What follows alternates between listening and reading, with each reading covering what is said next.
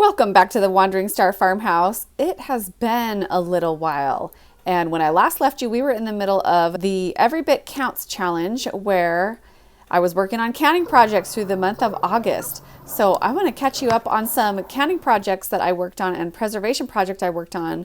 But first, I took a little break to visit my mom in Arizona for her birthday, and she had a big, beautiful basil plant growing and was all ready for us to make some pesto.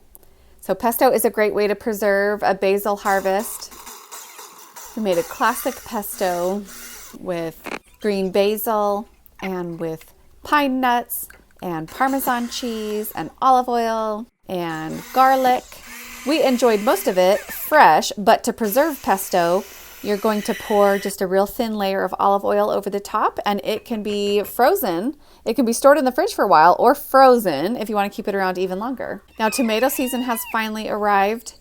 We've got some gorgeous looking tomato plants, quite a few different varieties, and they're starting to ripen enough that we actually, more than one or two at a time, that we can actually do something with them. Here's our beautiful harvest from today, and while I'm out here, I'm going to grab some peppers as well. There's a good selection of, these are California Wonder peppers.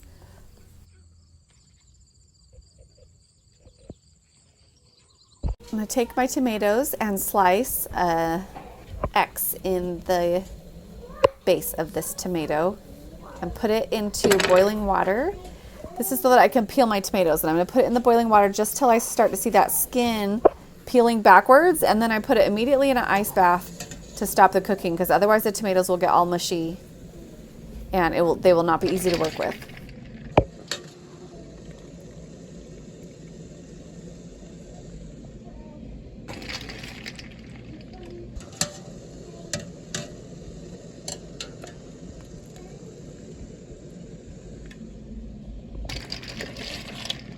That noise in the background is the pressure canner going. And today we are working on salsa.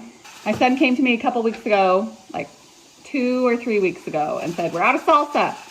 So that was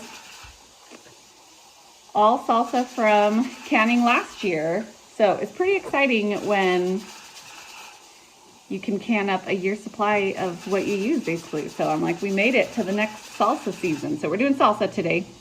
And I started by blanching my tomatoes so that I could skin them.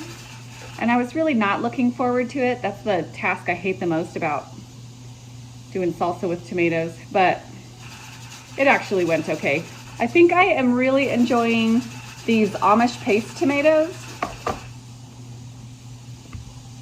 over the Roma tomatoes because they're just so much bigger. And so it's just more efficient doing those tasks like skinning them. So today I'm going to be using tomatoes from my garden, onions from my garden, peppers from my garden, and I actually don't have a ton of peppers right now. Well, I don't have a ton of like bell peppers, but I've got a bunch of these sweet banana peppers. So I'm gonna use some sweet banana peppers.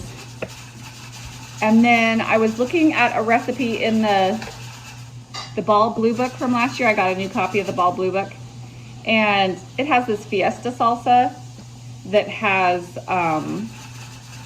it uses cucumbers in it, and I do have cucumbers also, so I think I'm going to do that, use some cucumbers in place of some of the peppers. So with salsa, the important things to note are you don't want to mess with the ratios of the tomatoes to the other non-acidic vegetables. So the ratio of acidic things to non-acidic things needs to stay the same, but you can mix and match within that category of tomatoes and green tomatoes and tomatillos. And then in the non-acidic side, you can mix and match those too. And then you don't mess with the amount of added acid, the vinegar or the lemon juice or whatever. That amount needs to stay the same. But you can switch it up. You can switch lemon juice for vinegar, but you cannot switch vinegar for lemon juice. Lemon juice is a little more acidic than the vinegar is.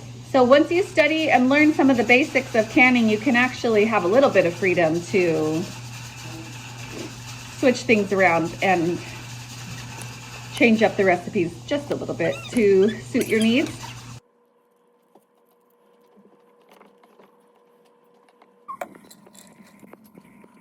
I'm using these little onions that I grew in my garden. I'm trying to use the smaller ones for these canning projects because they're kind of annoying to use, but when I'm already in project mode, I have a better attitude about peeling a bunch of little onions.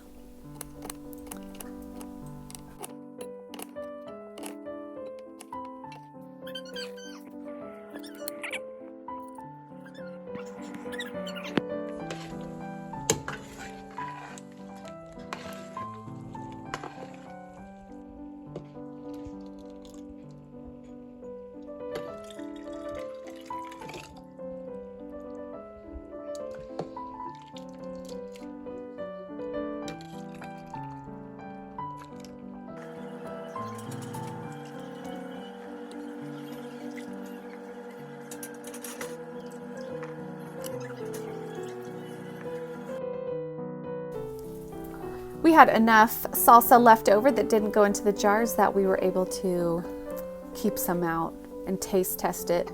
It was delicious.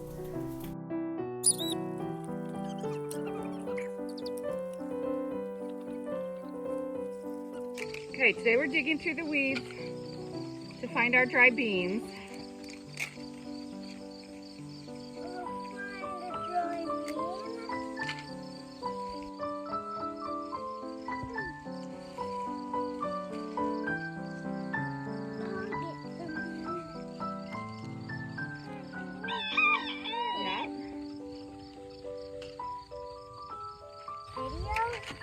Yeah. Yeah, I love videos.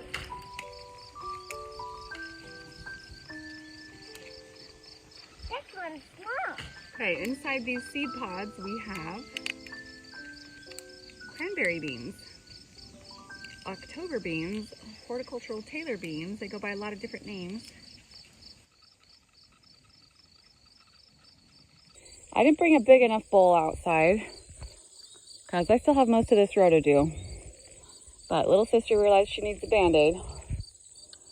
So we'll take these inside for now.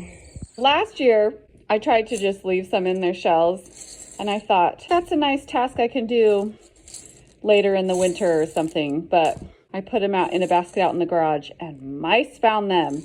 This year, I am shelling them right now, and I will get them packed up into jars to store. Here's what we ended up with. I love these ones that accidentally are almost all red. I think they're cute.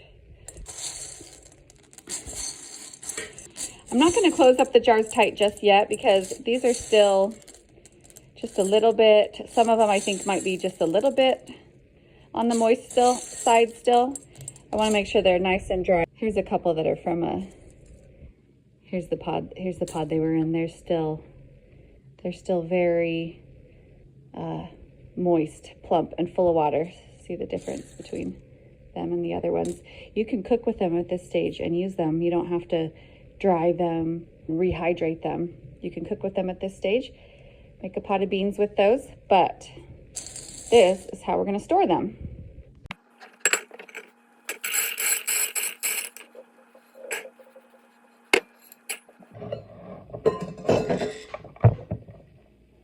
Okay, now I gotta go harvest some more of that row.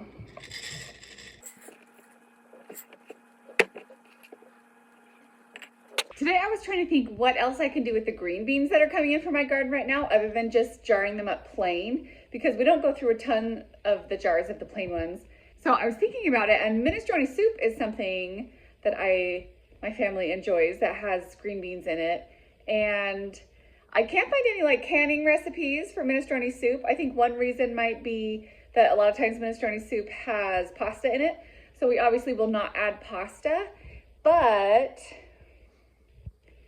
I think we can still make a great minestrone soup that we then can open up, throw in some small shell pasta or macaroni pasta, throw in some Parmesan cheese, and make a great minestrone soup. I have a bunch of frozen chicken broth, so I'm gonna get some of this to use. Celery grown in the garden. There we go.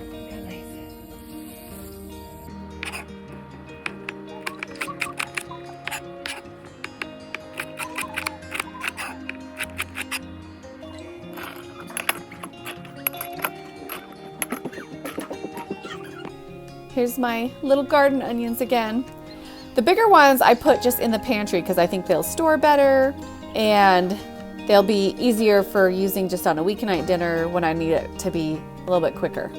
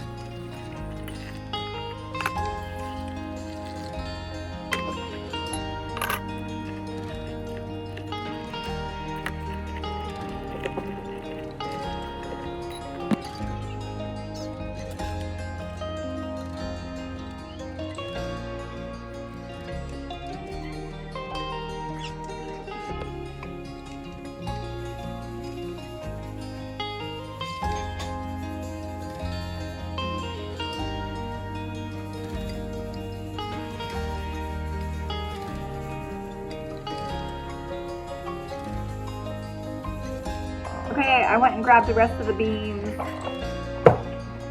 Like I said, these are called horticultural tailor beans or October beans here. And at the grocery store, you can find them as cranberry beans. And what I like to do with these is fry up some onion and green pepper, add a little bit of broth, mix in the beans with it, and serve that over rice. So a little bit of beans and rice. If you enjoyed this kind of homemaking, homesteading content, please hit subscribe and I'll see you on the next video.